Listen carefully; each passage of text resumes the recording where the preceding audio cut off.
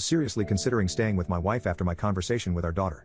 I have recently found out that my wife of 20 years was having a 2-year-long affair with an old ex.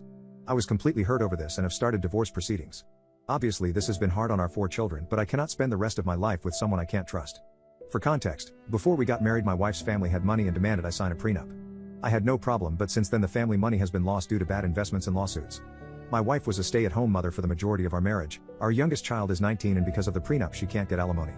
In short, my wife will be screwed. The only thing we own together was our house, and while it is paid off, my wife won't be able to afford the upkeep, so she will effectively be homeless. I have no intention of giving her any type of support for any reason, however. Since serving my wife divorce papers I have refused direct contact as my lawyer has advised, but she's now playing dirty by getting the children involved. We have 2 boys, 23 and 21, and 2 girls, 25 and 19, and my wife has been pleading with them to get me to agree to halt the divorce proceedings in favor of counseling. After I told my children that I had no interest wasting any more of my life with that woman, they have all essentially backed off except for my oldest, Christy. She's very close to her mother and can't imagine life where her parents aren't married.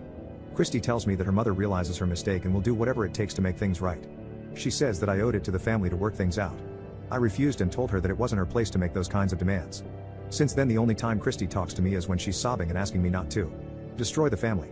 I understand that this is hard for her and offered to pay for therapy so she can cope, but she said there wouldn't be anything to cope with if I wasn't trying to divorce her mother.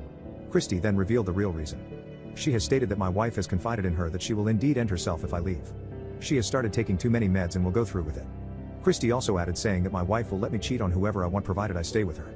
She went on to say that if I go through with this, and my wife does end up taking her life, she will never speak to me again and will convince the rest of my children to go no contact with me. What should I do?